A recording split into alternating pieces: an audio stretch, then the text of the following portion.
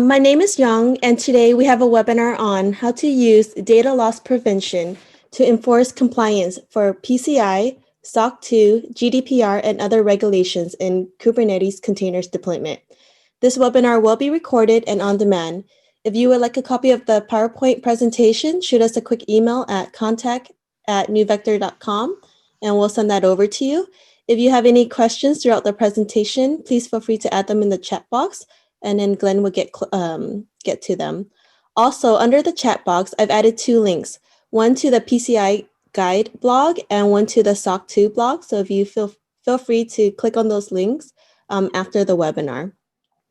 Our presenter today will be Fei Huang, CSO and co-founder of NeuVector, and our host will be Glenn Kosaka, VP of Product Management of NeuVector.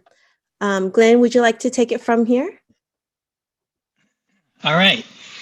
Thank you, Young, and hello, everyone. Thank you for joining us today. I'm very excited to have Fei join us today to talk about a topic that's very dear to his heart, DLP, or data loss prevention. Fei, in a previous life, co-founded a company that did DLP technology about 10 years ago. And that company was eventually acquired by Trend Micro. So he's very familiar with this topic of DLP, and we're excited to see what he has to say about applying DLP in containers and Kubernetes environments.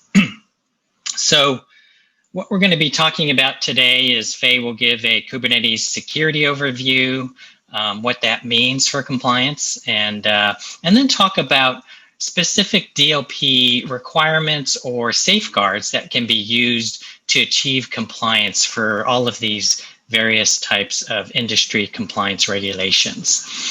And then I will talk a little bit about in more detail about how NeuVector can provide those DLP protections. Now, Fei will be talking about NeuVector and how broadly a full lifecycle container security solution can help with compliance. So before we have Fei jump into his overview, I'm going to give a quick overview of full lifecycle security, what it is and what NeuVector provides.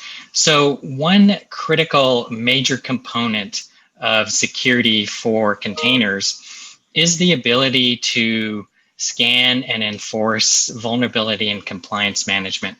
It's a key aspect of every regulation. And in a containerized environment, that means to be able to scan your images in the pipeline as early as possible, even when the developers are building the image, so that if there are any vulnerabilities, those can be rejected and then sent back to be remediated.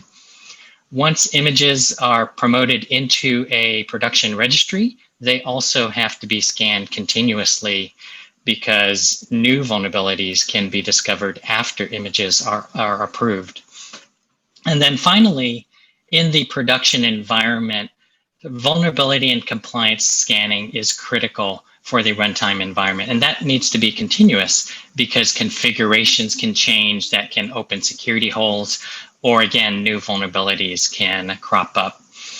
So that's where it's critical to have audits like the CIS benchmarks for Kubernetes, Docker, and OpenShift to be running continuously to make sure some hole has not been misconfigured in your environment accidentally.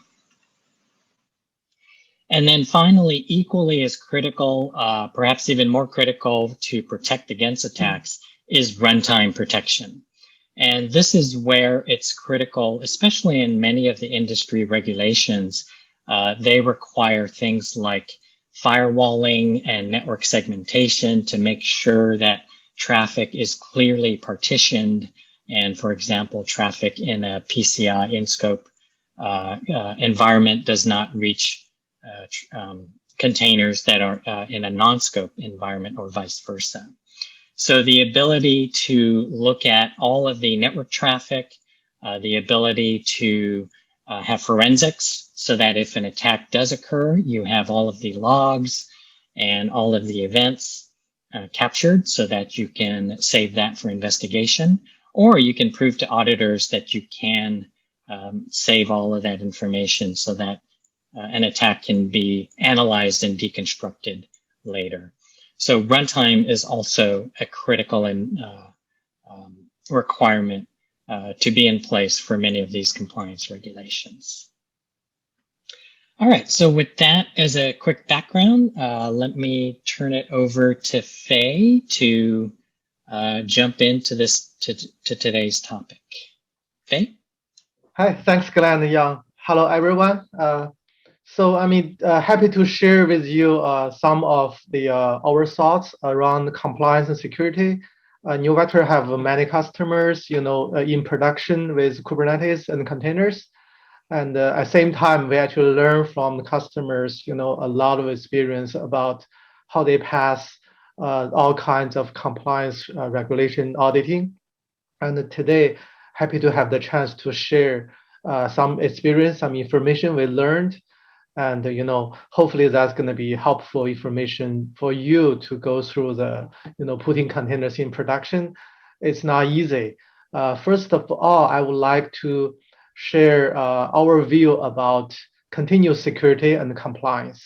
So, in general, I would say, when you think about continuously compliance and security for the new Kubernetes environment, think about from two different angles, right? One angle is think about the application lifecycle. So the application containers from build, ship, deployment, run, production, right? All the way through this lifecycle, you want to have a way to make sure it complies at all the checkpoints. This is one angle you can look into. As Glenn just showed you, the feature sets is follow this angle, right? Life cycle of the application, how does that get built, get into the registry, get into the staging environment, then go to pre-production and production, right? So another angle today we want to focus on is really about take a look at this compliance from like top-down, full stack view.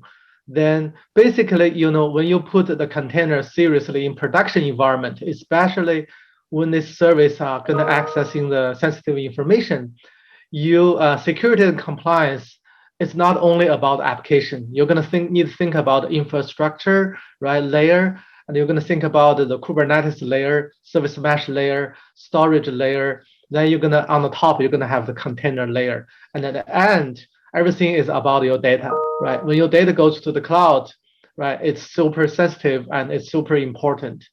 A lot of compliance is, driven by the data security actually. So today, I think because of time limitation, we cannot talk many of things, but let's focus on the data security, which is, I would say, most important digital assets for your organization. So I would say this, to achieve this, right, you do want a continuously compliance story and have some right security tool in place to make sure your auditors are happy, right? Go to next slide.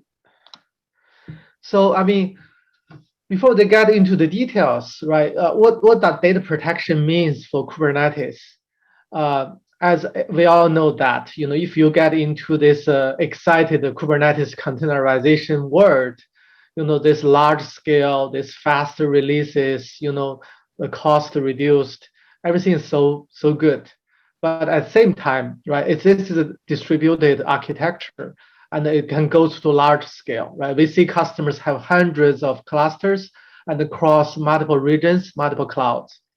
Think about this going to be the future, or maybe already today, a lot of pioneer companies already be there. Then, this from security angle, what does the risks means, right? The challenge is like you're gonna see the new attack surfaces, which are maybe out of the control of yourself, out of the control of even cloud vendors, right? Because the infrastructure layer can just do that much as they could. They don't have visibility into your container workloads that much, right? So there are layers of infrastructure as a service under the hood. For the security angle, as we just mentioned, you need to think about the full stack. You need to think about the life cycle. So when you think about continuous compliance and security, you need to make sure all the checkpoints are in place, right? This is a complex infrastructure, and with DevOps speed, it's super fast. So to make the security in place, what are the key points here?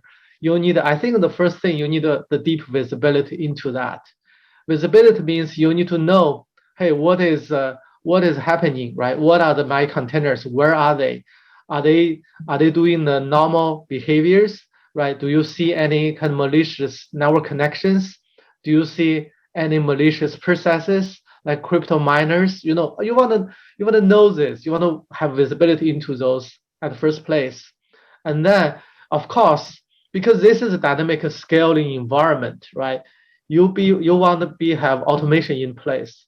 You cannot do manually configuration checks. That's just too much. I mean, I don't know other people's, but my experience is like when you're managing the public cloud instances, define the security group is such a pain point, right? It's not easy when you scale out to hundreds of clusters, right? Thousands of instances. You just have to leverage some, automation capability, be able to catch up. Otherwise, it just you're gonna be in really bad shape to managing for example, segmentations, firewalls. It becomes so hard. And also, when you use Kubernetes and a lot, right? Kubernetes as a service, same thing for requirements goes to your security solution. Just for example, the traditional legacy security solutions, you're gonna put a virtual agent on your virtual machine or do some security check at gateway place, but that cannot fit into the Kubernetes environment at all. You want to have a solution be Kubernetes native. That's super important. Not only because Kubernetes is an extra layer on top, which encapsulate, also encrypt everything, right? So underneath of this layer, you cannot get visibility. You don't know what the traffic looks like. Does that really talk as you typically should talk to, right? So that's all the complexity here. Then security automation is a key important piece for this continuous compliance. And the last thing I want to mention is really the real-time enforcement, because today you're going to see a lot of tools, right, like APM tools or some security tools. They're actually focusing on collecting events and logs and do the backend analysis, then tell you something already happened. This is not enough from compliance angle, because this is a production environment. You want to block bad things from being happening at the first place, but not wait until it's already happened. This is really important philosophy. You want the compliance and the enforcement, right, at runtime. Combine all those together. Yeah, go ahead. Hey, Fei, question for you. In traditional data protection, they often talk about data in motion, data at rest, and data in use, and being able to protect all of that. So how does that map to a container or Kubernetes environment? What is data in motion and what is data at rest in a container environment? Sure, that's a good question actually. Like more than 10, maybe many years ago, when people talk about DLP, basically we were thinking about protect the data at all stages, which is data in motion, data at rest, and the data in use. So actually, the similar concept still apply to the Kubernetes container world. Doesn't matter because infrastructure changed, application workload format changed, but at the end, the purpose is really serving the external services or customers or clients, right? It's doing the same thing from a user's view. But when you look into the compliance requirements like this SOC 2 DLP requirements, data in use means the application is accessing, right, some of your sensitive data in the database, right, in the persistent storage, inside the containers. Data in motion mostly become like change from like a disk access, USB access, become like when you are accessing the microservices, you're gonna do the REST API calls, right? You're gonna accessing it from the network. Similarly, the network access for data in motion. And data at rest, before the data sits in the disk, right now maybe it's more on the cloud storage, right? The storage services of Kubernetes become persistent storage. But similar, I mean, as I mentioned, for DLP requirements, right? You still need to cover. Doesn't matter where data is, right? In any stages. So we're gonna drill into the details about, several detailed use cases, and also I'm gonna talk about some real customer cases, which will help to cover that, DLP requirements. Makes sense. Yeah. So the first one, let's get into the SOC 2. I mean, everybody knows if you want to put a service public online, right, in a like a SaaS solution, right, then you the number 4, I mean, one of the top requirements is the data loss prevention. This is super important one, and this actually came from a very famous auditors, checklist. You need to make sure the DLP solutions are utilized to identify, monitor, and protect data. Doesn't matter it's in use in motion or at rest, right?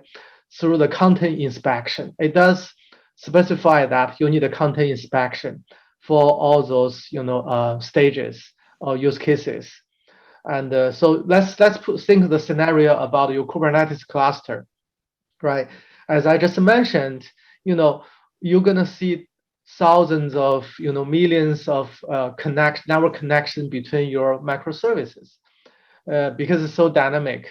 Also, if you are using service mesh underneath, today lot of people are start using service mesh technology, right? It makes your network super easy to use and super scalable.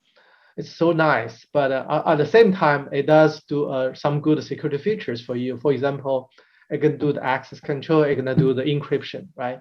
So it does have the encryption automatically enabled for your contents flowing in the network. But at the same time, from security view, it blinds your visibility into the container network. That's a big issue for the SOC 2 compliance requirements. So we see a lot of customers, they were, trying to pass the SOC 2 compliance, and when they meet this checklist, they look at, how can I get visibility to know where my data flows and what's inside the traffic? They stuck there, right? If you use a traditional solution there, even it's gonna capture the forensic traffic for you, still it's typically under the service mesh. It's fully encrypted. You won't be able to tell anything useful, quickly.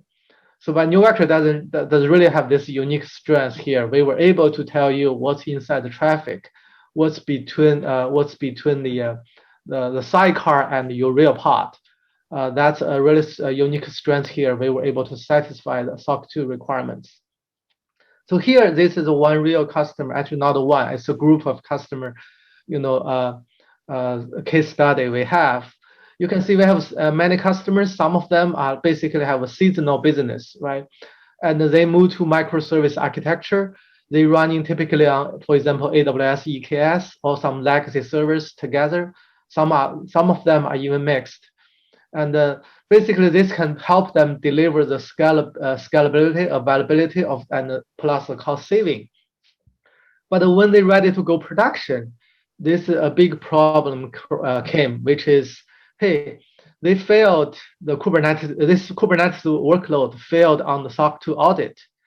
Very specifically, means the DLP auditing is failed because you don't have the visibility as I just mentioned, right? You cannot make sure, like for example, your database container only be accessed by some web server, backend of the web server, right? It has to be guaranteed. You also need to make sure, right? Any services accessing your network should not carry the sensitive information to outside of the area, right? This is a part of the DLP auditing. We can go to some really detailed cases in the next few slides. But anyway, the customer quickly tested the NeuVector. If you look at the Kubernetes DLP, I mean, the only solution in the market you can find is NeuVector, right? They said NeuVector is directly hitting my needs. So successfully, we help the customer pass SOC 2 auditing, especially DLP auditing, so they can go in production in time. So, I mean, we learn from this use cases. DLP is one of the top requirements for the SOC 2 compliance auditing, and you need a lot put not only the DLP, but also there are other pieces of that. Like for example, you want to have a strong ingress egress control for your cloud environment, for your microservice environment, and also if you go to some of the, I think Google by default going to turn on Istio automatically today. So if you go to some of the Istio enabled cloud services, it makes your compliance and DLP harder. You want to have the right tool to prepare for that, right? This is some lessons we learned. And here, you can see we do have really, really detailed checks about Kubernetes compliance for SOC 2. I mean, as many checks. It's not one single thing. It's not only DLP. Although DLP is a very important piece of that, you can see you do want to have a process file system rules, right? Which means because anything accessing the data requires some kind of DLP, some kind of data protection in place. Another example is, as Glenn just mentioned, for data at rest or data in use, right? For example, when you use public clouds, you're going to define some secrets, right? The secrets basically your credentials or your tokens to access your REST APIs, your service. This is kind of like your admin password. And even though it's encrypted as a secret, but it could be stored at any places, a lot of places, right? It could be in your persistent storage, could be in your Kubernetes cluster. So you want to have a tool to be able to find that out for you to make sure everything is in good shape, right? Not being accessed by some malicious containers or malicious users. So part of that is we call secret scanning. It's a given feature in our platform, of course. You will be able to find that out and monitor that continuously at runtime. This basically help you to do the continuous compliance, check. I don't want to go through because time, limitation. I don't want to go through every single items here, but just want to, pinpoint some kind of like key points. Like for example, RBAC integration, right? Everybody likes the single sign-on. Same thing for security. Same thing for your, compliance auditing use. You do want to have RBAC in place, right, for any users who are accessing the Kubernetes clusters. Also, I want to emphasize auto segmentation, automation here, right? If you use AWS like a long time ago, if you define the security group, right, as I mentioned, it's such a pain point thing. You're going to have to define IP address and port numbers to make sure they are segmented, right? The VM are segmented, but that's not enough because when go to Kubernetes clusters, containers, it's flat, right? A container is supposed to go anywhere there's a resource available. Then really the response of the segmentation is at the layer 7, and which you're going to need a right security tool to do that. And you cannot do that based on IP address, IP tables. That doesn't work. Everybody knows that, right? So you want to have a tool to be able to do the auto segmentation, understand the layer 7 of your application context, then enable this for you automatically. I mean, it's doable today. I mean, long time ago, it's super hard, but now because with technology grow, you were able to achieve that. So next one we want to jump to is the PCI compliance. This is another I would say important compliance auditing for many of the production users we have. We have a lot of customers on fintech, financial, insurance company, and PCI DSS is kind of top compliance requirements we see, and in the PCI DSS requirement number 3, is a big category, which is specifically talk about the data loss prevention, as you can see here. And it talk about specifically for internal network users, right? Should not intentionally or unintentionally, accessing or send sensitive information outside of defined areas, right? If you look into this, it's really talk about your east-west network traffic, right? I mean, because when you go to the Kubernetes, you're going to have namespaces, clusters, different users accessing different hundreds of thousands of containers, microservices. They are talking to each other heavily because this is a tiny microservice world, right? So the east-west traffic is explosion. So many traffics flow in between. How can you make sure, right? Only the legitimate service is accessing your sensitive information, right? This is super important. They call it the DLP. I think in my view, this is really about network DLP. DLP is also broad. It's not only about the network, but this one for PCI is a super important case is about network DLP. And then when we look into some of the detailed requirements, we list some of the requirements. You can see here is like you want to have the cardholder data, right, be stored and encrypted all the time, right? You want to restrict the access to the credit card information, right, all the time. You'll be able to know, discover, classify, and quarantine, for any malicious use access of that, right? You want to be able to track the monitor the access to the network resources. Think about if you are on the service mesh environment, how can you track and monitor that? When the sidecar get the traffic, encrypt everything, encapsulate it, then send to the other peer, you basically lost control. Doesn't matter you use public cloud, private cloud, any legacy traditional security tools, you basically have no idea where the data flows to, and does that really in a segment in the boundary of this security zone? You have no idea. So those are the key points that in the PCI compliance, you want to really careful about internal east-west traffic auditing, right?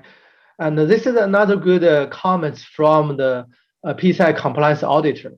So this auditor saying that, hey, they frequently run into unencrypted cardholder data while he do the assessments, right? Though as an assessor, I mean, he need to make sure no unencrypted credit card information was flowing inside the clusters, between the pods. So this kind of hard requirement, you want to make sure all the data, sensitive information inside the internal network must be encrypted. And yes, if you use Istio, Service Mesh, some network plugins, it will encrypt the data traffic for you. But the question is how you make sure it is auditable, right? So this is you need to have a zero trust security vendor from third party angle, be able to audit and tell you, yes, this is the only SSL traffic are allowed and being flowed between those two pods, right? This, for example. So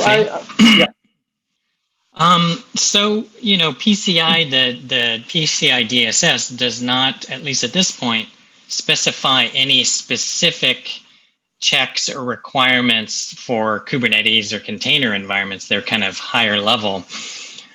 So do you think auditors do have already a checklist of how they can help achieve compliance or what to look for in containers or Kubernetes deployments? Or do you think they're still catching up? I think based on what we see is some of the auditors, right, because they were auditing, all those new type of applications a lot, they start to recognize and understand the requirements. Because if you look at the PCI requirements from outside view, it's really talk about application data, right?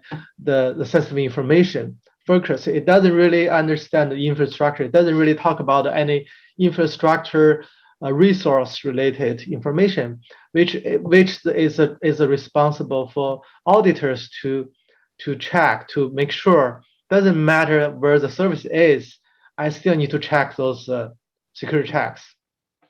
But also on the other, yeah. Oh, I was going to say, you mentioned in the previous use case, customers running on AKS and EKS, and that's an environment where the public cloud is managing the infrastructure and the Kubernetes API server, but you're managing your own containers. It's kind of a split responsibility. So that must make it more challenging for the PCI auditor because they've got to go to the customer and see how they're securing, as well as maybe talk to AWS or Azure for that as well. Yes, exactly. I mean, that's definitely a gap there, right? Probably AWS can give you the infrastructure related reports, for example, the virtual machines, right? Their S3 storage services, etc.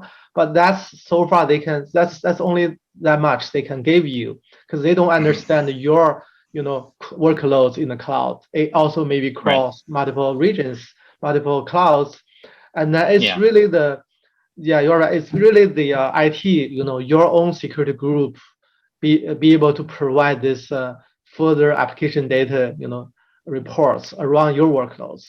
So you do need the right tool to be able to do that, because as you said, it's a split today. Yes. And here is another good use case example I would like to highlight is Experian, where everybody knows with what they do. They themselves is a highly sensitive, financial company. At the same time, they are actually strong auditors as well. So they do auditing themselves. They also have own a lot of sensitive information and services themselves. Right, Experian is one of our early customers for more than 2 years already in production. So as you can think about, the very critical FICO score application was protected by NeuVector Live.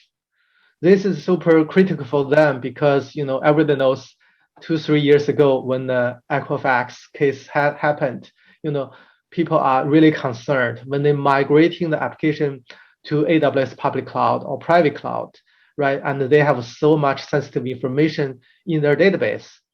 And how can you make sure that themselves are, compliance, in good shape, right? This is not just auditing other people; they also about themselves. So they evaluated hundreds of solutions, not hundreds solutions, but at least a lot of solutions in the market. And because they're running so many services on, 37 countries, right? And the number one requirements, Experian gave us is I need to know what's happening in my network, especially in my Kubernetes or container network. They use OpenShift, by the way. So it's another trim of Kubernetes. So they don't have visibility. Any of the cloud vendors don't give that level of visibility. They also use a private data center on OpenShift. So of course, NeuVector helps on that, and also the number two requirements basically is blocking all the traffic when it's leaving Kubernetes cluster. By default, it's gonna have to be blocked. So this go to like a whitelisting model, right? By default, nobody should talk to this highly sensitive FICO score cluster. An IT admin gonna be able to highly control, see which service going to go public facing and talk to which another services.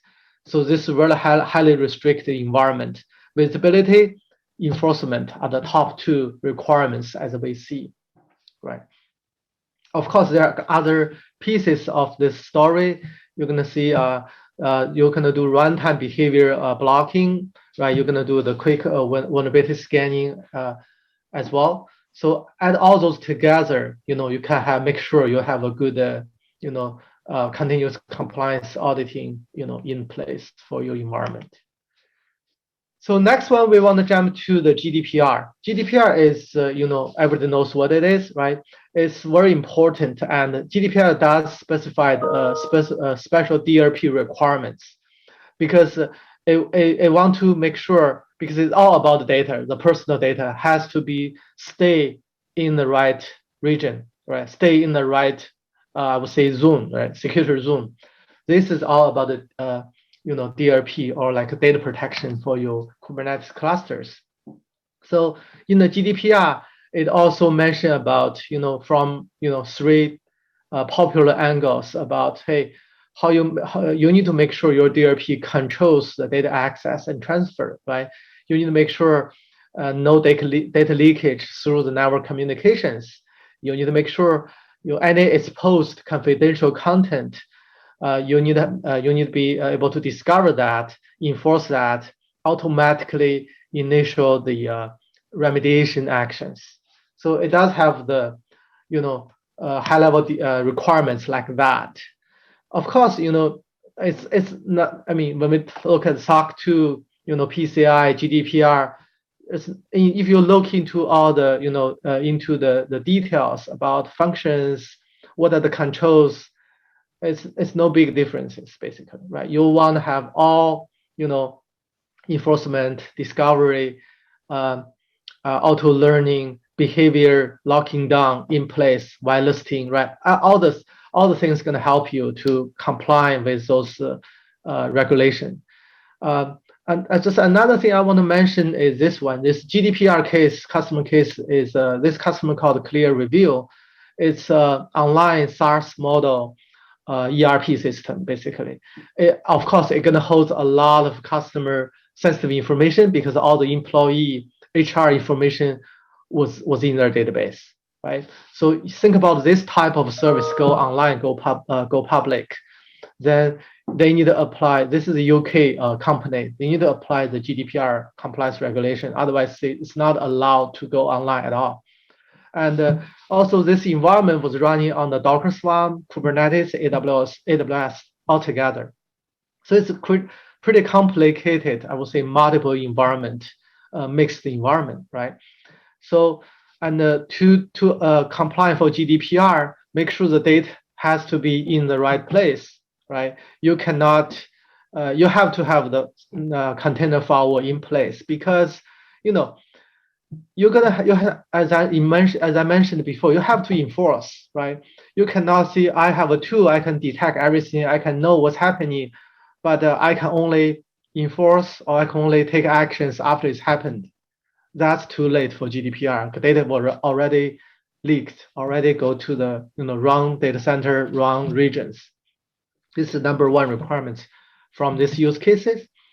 And of course, because the scale, right? They scaled very quickly, expanding, keep changing. That does require a new way of security. They need automation. They need also the security itself has to be Kubernetes native, right? If it's an agent-based solution, you can think about it's just no way to manage that. You're gonna have a private cloud, AWS. Then you're gonna have a Docker Swarm, right, on the side.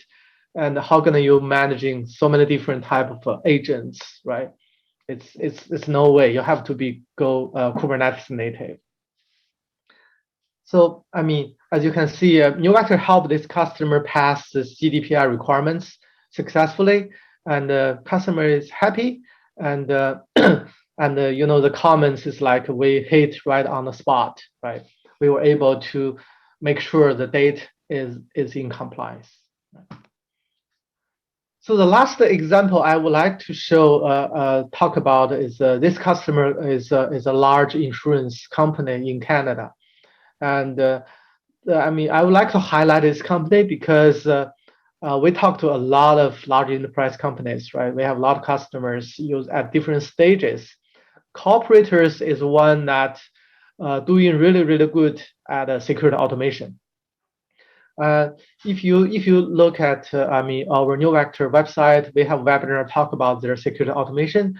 It's really cool because they were able to build the security automation start from build, ship, run all the way to production.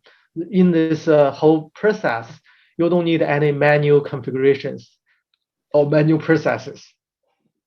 So the security can build into the pipeline, right? Include the compliance checks, auditing requirements. So I don't want to drill into too much details, but basically this is a use policy as code. You can use NeuVector's feature called policy as code. You can define your runtime security policy into the YAML file, which is a Kubernetes standard YAML file. And then you can check in this YAML file into your Git repository, right? So you have version control same as your source code. Then this YAML file going to be carried into the pipeline, into the Kubernetes environment. Doesn't matter if it's staging, developer, or production. It's going to go through the whole pipeline. Then at the runtime, NeuVector will pick up the policy, then enforce it right away. So there's no any gaps for for the production.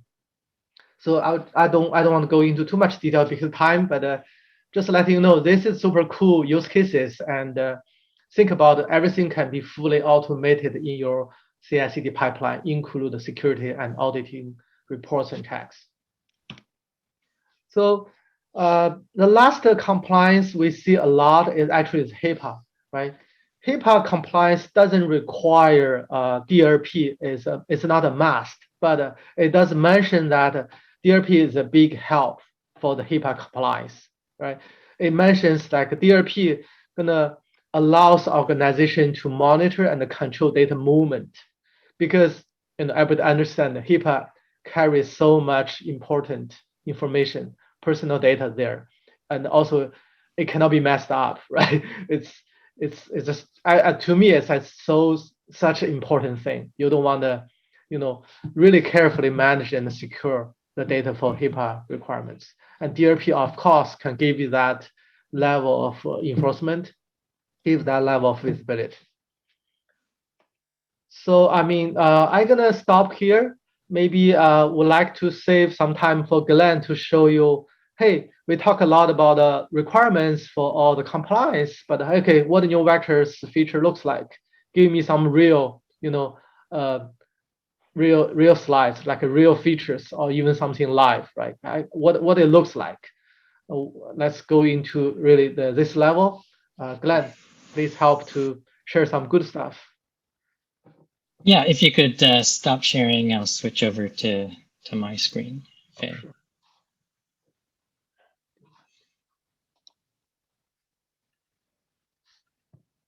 Okay, so what I'd like to do is just hit some of the highlights of what a tool, whether you're using NeuVector or whether you're cobbling together some tools on your own, what are some of the things that you should look for in order to help with compliance efforts?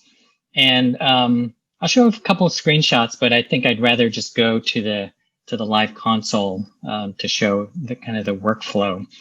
But first and foremost, as Faye mentioned, the ability to monitor all the network traffic and inspect the network payload for confidential PII data, whether it's credit cards or social security numbers or account information, HIPAA records, and things like that. That is critical. And as Faye mentioned, you need to be able to define where you're going to look for, which connections you're going to look for, because you may not want to be inspecting every single network payload within your entire Kubernetes deployment. That's very expensive. So you need the ability to maybe just look at ingress and egress, maybe look at things going out of a sensitive namespace or into a sensitive namespace, or specific databases and things like that. And if you detect credit card information, then you can determine if it's a violation and you need to block that, or perhaps it should be allowed and you're just going to alert people. We've heard a lot of cases where when customer service departments are handling customer requests, they will just put a credit card number of the customer in the ticket, and that will get sent out to various teams. And so the ability to monitor for unencrypted credit card data in network connections is critical. Even as Faye mentioned, if you're encrypting that using a service mesh, NeuVector is able to inspect that before it gets encrypted. And in addition to that, if you do detect any violations, it's important to be able to capture those packets and save that those PCAP files for forensic information. And that's another capability which can be performed either automatically or on demand through NeuVector. so that you can save those PCAP files for forensic capability. So why don't I switch now to the NeuVector Console. And I thought I'd just briefly, kind of hit all the highlights of some of the areas that might be useful in achieving and maintaining compliance. So first of all, a summary of your vulnerabilities, how you're doing on that, your risk score. Those are all things that you can prove to auditors that you've reduced your risk score from the time you deployed to this time in or point in time. Secondly, ingress and egress exposures are critical as well. Those are connections that are either coming into your Kubernetes deployments or exiting those. Very critical for auditing and compliance, especially for DLP. And the ability to see and demonstrate that you can see all of the network traffic between your containers. So here we have Nginx talking using the HTTP protocol, going to your Node.js containers, and that you've allowed that. And here it's going using the Redis protocol back to your Redis container. And then to be able to say, well, look, here's a connection that is not allowed. So I've segmented this network traffic to only allow these blue lines. Here's a Node.js pod that was hacked and was trying to do an east-west lateral expansion of an attack. And I can prove that we can detect that and block that if needed. We can also detect unauthorized egress connections to outside of the cluster and block those. But we can see that there are some external connections which should be allowed to external databases or API services, and we can monitor those egress connections as well. So very detailed network inspection is one of the key abilities, especially for PCI. And then once we start taking a look at all of our assets, a end-to-end vulnerability management platform is process is required. So the ability to look at the vulnerabilities that exist in Kubernetes itself, on the host systems itself. Here's GKE servers, and being able to see all the vulnerabilities in the host systems and be able to remediate those. And then, of course, any containers that are running should also be assessed for vulnerabilities. Now, even before we allow containers to run, it's critical to scan images in registries for vulnerabilities and compliance violations. So here we can see if there are vulnerable images. We can also see if there's compliance violations. Faye mentioned DLP for detecting data at rest, and that includes secrets that could be stored in images that should not be allowed. So compliance violations in images is also a critical aspect. Now, once we have monitored our registries, the next step is typically to set up admission control rules that say, I want to look for any high vulnerabilities. If there is a fix available, and then I want to block those. So if I want to say more than one high vulnerability where there's a fix, then block that type of connection or deployment, I should say. And in this way, you're able to prevent vulnerable or non-compliant images from being deployed into your runtime environment. Once the containers are running, in addition to the compliance and the CIS benchmarks and vulnerability scanning, that's where the network segmentation and rules can take effect. And as Faye mentioned, DLP detection is a critical aspect of that. So you could see here that there are some built-in detectors in NeuVector that can detect credit cards, as well as social security numbers. And you can choose which types of network connections to apply those sensors to.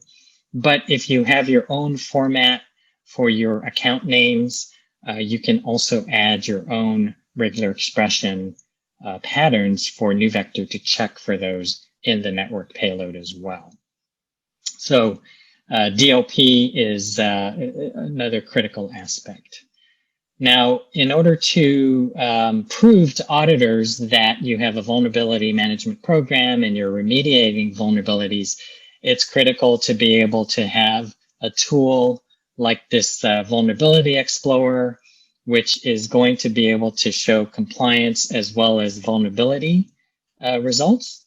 And what that is going to be able to do is to show all of the compliance violations. You can export a report of these as well as the vulnerabilities, and then show the auditors how you are removing those vulnerabilities over time. You can also export specific reports looking for things such as PCI audit checks, or switch that over to GDPR so that you can show the auditors your PCI or GDPR compliance reports. And then finally, as Faye mentioned, the ability to log any type of security event to a SIM system, as well as to do things like packet captures and to store all of that information is critical. So here we can see that all of the network violations, all those suspicious processes that are being detected in containers, all of that is stored for forensic investigation. So that is just a really quick tour of some of the areas of a container security solution that can help with compliance efforts. So to kind of summarize, you really need to look at end-to-end security throughout your pipeline and build security and automate security into that pipeline. So everything just happens. The scanning, the CIS benchmarks, the network rules and process rules, those are all set up automatically. And that can provide unique protection, including DLP, packet inspection for sensitive data in network connections. It needs to be a truly cloud native solution so that it's not going to slow your pipeline. And all of those things enable you to achieve continuous security and compliance for many of those regulations. All right, so I believe that's what we had planned today. We've got a few minutes left for questions. So if you do have any questions, please put them into either the chat or the Q&A. Here's one. Faye has mentioned Kubernetes a number of times. Does this mean that you're running as a sidecar in a pod or another approach? And what are any performance concerns about being Kubernetes native? Faye? Sure. I mean, NeuVector was not run as a sidecar. As you mentioned, the sidecar does have a performance concern. We see a lot, right?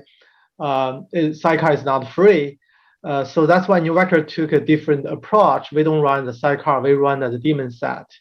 As for the performance, because I mean, there's a lot of angles we can look into this, but I just want to specify one or two, is that NeuVector was designed as a distributed Kubernetes native solution, right? Container native solution. So as super lightweight. I can tell the footprint of our enforcer is only like 700 megabytes or 800 megabytes. It's super small containers with small footprint.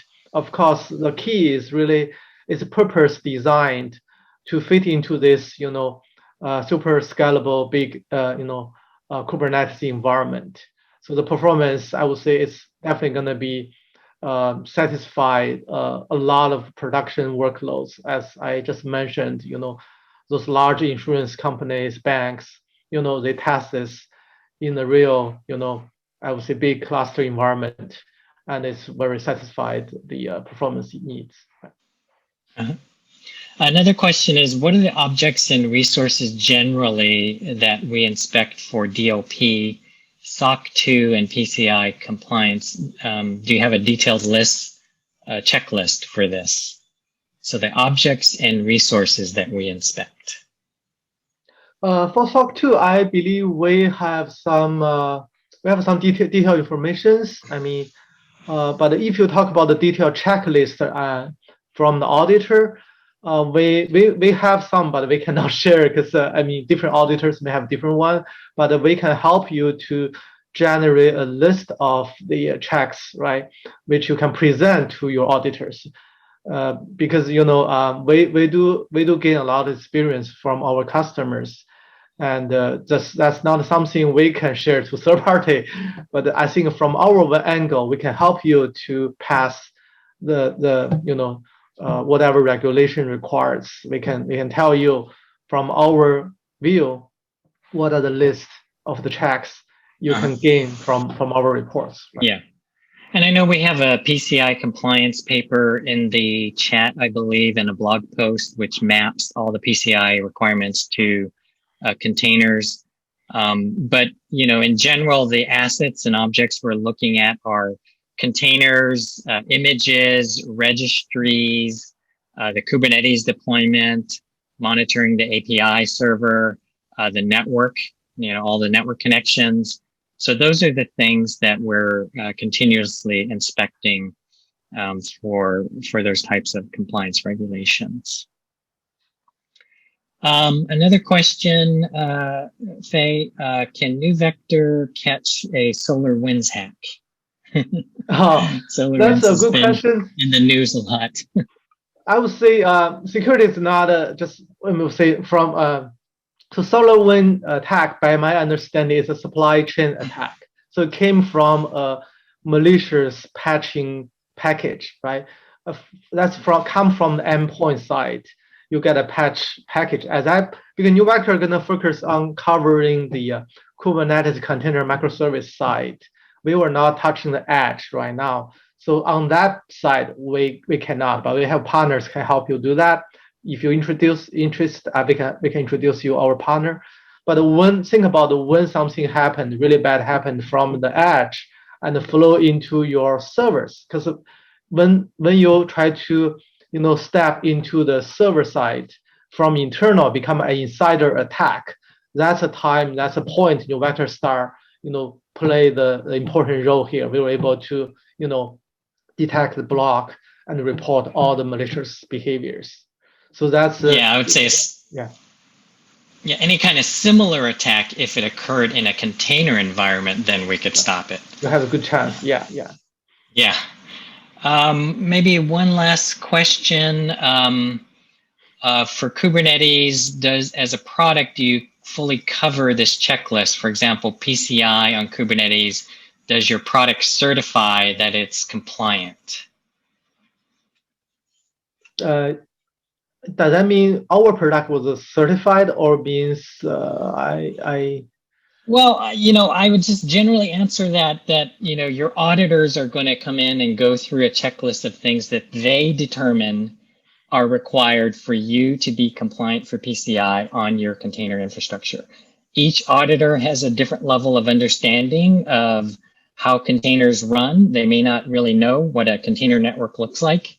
But NeuVector gives you all of the tools to be able to show that you've segmented the network, you have a firewall in place, you have a vulnerability management program.